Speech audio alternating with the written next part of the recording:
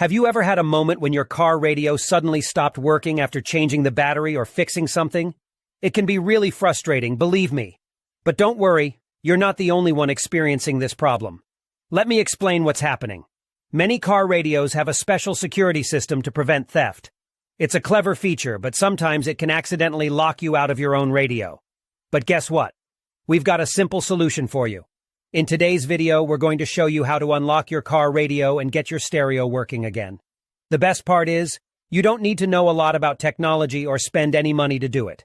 That's right. This method is completely free and anyone can do it. So let's get started and fix your car radio together. So the next step is to access the following website, where you can retrieve the unlock code for your car radio. You can retrieve your radio code for free through a simple procedure, but in order to get it, you need to find the VIN number of your car. To find the VIN number of your car, simply look for the corresponding boxes on the vehicle registration and licensing certificate.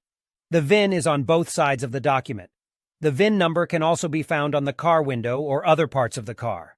Once you find the VIN number of your car, you only need to complete a simple form with the car model, VIN number, and a valid email address. You will receive the radio code via email. You will receive an email like this. Now you only need to enter the unlock code and your car radio will work again. I hope this video was helpful.